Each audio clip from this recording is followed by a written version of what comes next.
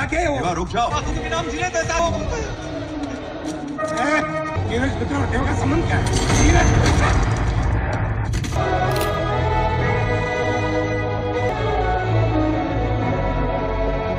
জাতীয় পুরস্কারপ্রাপ্ত অভিনেতা দানুশ এবং প্রশংসিত চলচ্চিত্র নির্মাতা শেখর কাম্বুলার মধ্যে প্রথমবারের মতো জুটিবদ্ধ হয়ে নির্মিত হয়েছে কুবেরা। কুবেরা এক রহস্যময় ঘটনায় মোড়ানো আবেগের বিস্ফোরণ। বৃষ্টি ঝরা রাতে হাতছানি দেয় এক অজানা যাত্রা। দানুশের চোখে লুকিয়ে আছে হাজারো স্বপ্ন, এক গভীর যন্ত্রণা আর হয়তো কোনো প্রতিশোধের আগুন। শেখর কাম্বুলার অনন্য পরিচালনায় কুবেরা শুধুই একটি সিনেমা নয়, এটি আত্মসংঘর্ষ, নৃশংসতা, সম্পর্ক এবং মানুষের ভিতরের অজানাকে খুঁজে পাওয়ার গল্প। প্রতিটি দৃশ্য যেন এক একটা কবিতা, নিঃশব্দ অথচ বজ্রনিদানে গর্জে ওঠা। যারা সিনেমায় শুধু বিনোদন নয়, অনুভব আর গভীরতা খুঁজেন, তাদের জন্য এটি এক অনিবার্য অভিজ্ঞতা। আমরা এই ভিডিওতে সিনেমাটি রিভিউ করব। চলুন তাহলে শুরু করা যাক। সর্বপ্রথম সিনেমাটির গল্পে চলে আসি। নীরজ মিত্র একজন শক্তিশালী এবং উচ্চাকাঙ্ক্ষী ব্যবসায়ী বঙ্গোপসাগরে লুকানো একটি বিরল তেলের ভাণ্ডার আবিষ্কার করেন। এটিকে সম্পদ, প্রভাব এবং রাজনৈতিক নিয়ন্ত্রণের উৎসে পরিণত করতে তিনি শীর্ষ নেতাদের সহায়তায় একটি গোপন অভিযানের পরিকল্পনা করেন। এটি কার্যকর করার জন্য তিনি দীপকের দিকে ফিরে যান, যিনি এক সময়ের সৎ সিবিআই অফিসার ছিলেন এবং দুর্নীতির কাছে মাথা নত করতে অস্বীকৃতি জানানোর কারণে এখন কারাগারে রয়েছেন। যদিও তিনি নীরজের লোভের অংশীদার নন, তার পরিস্থিতি তাকে এই পরিকল্পনায় নিয়ে আসতে বাধ্য করে। দীপক দেশ জুড়ে একদল ভিক্ষুককে একত্রিত করে নীরবে কাজটি সম্পূর্ণ করার জন্য। তাদের মধ্যে একজন হলেন দেবা, একজন দয়ালু এবং নিরীহ মানুষ, যে জানে না তাকে কিসের মধ্যে টেনে আনা হয়েছে। কিন্তু যখন দেবা জানতে পারে, সে পালিয়ে যায়। এর ফলে নীরজ এবং দীপক সত্য উন্মোচনের আগে তাকে খুঁজে বের করার জন্য দৌড়াতে থাকে।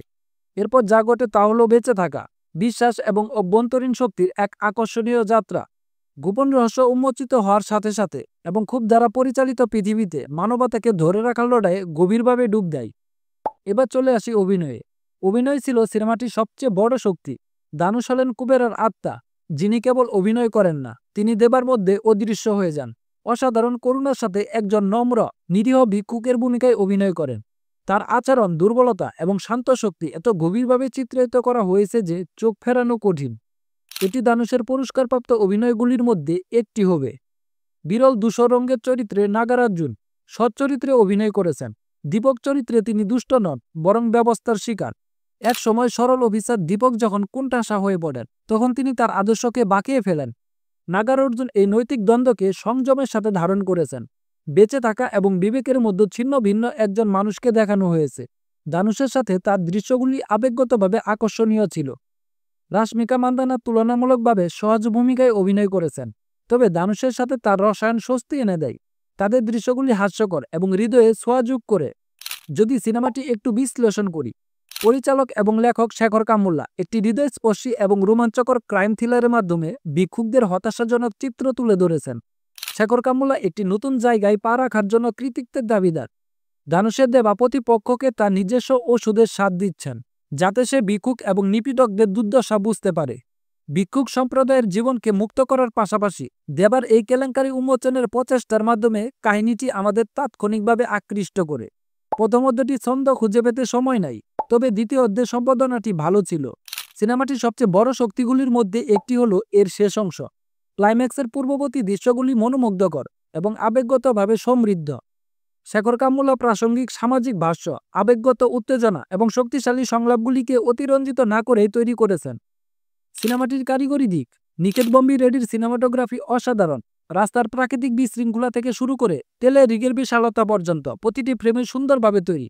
দেবীশ্রী প্রসাদের পট্টভূমির সুর মেজাজকে উজ্জাপিত করে, বিশেষ করে তীব্র দৃশ্যে। তার সঙ্গীত দৃশ্যকে অতিরঞ্জিত না করে আবেগের গভীরতা যোগ করে। সবশেষে কুবেরা একটি আন্তরিক, আকর্ষণীয় আবেগগত ড্রামা, যা দারিদ্র্য, ক্ষমতা এবং বেঁচে থাকার বিষয়বস্তু নিয়ে আলোচনা করে। এটি অসাধারণ অভিনয়ের ওপর ভর করে, বিশেষ করে দানুশের, যিনি একটি আশ্চর্য অভিনয় পরিবেশন করেন, এবং নাগার্জুন, যিনি একটি নৈতিকভাবে জটিল ভূমিকায় মুগ্ধ করেন। তবে হ্যাঁ, এর কিছু ত্রুটি রয়েছে, কিছু পুনরাবৃত্তিমূলক দৃশ্য রয়েছে, কিন্তু শেখর কাম্বুলা একটি অর্থপূর্ণ চলচ্চিত্র পরিবেশন করেছেন, যা মানবিক আবেগকে সামাজিক বাস্তবতার সাথে একত্রিত করে। যারা উচ্চমানের গল্প বলা এবং অভিনয় উপভোগ করেন, তাদের জন্য এটি দেখার মতো একটি সিনেমা হবে। এটি কখনো মিস করবেন না। এই সিনেমাটির জন্য আমাদের রেটিং হচ্ছে 3.5 আউট অফ 5।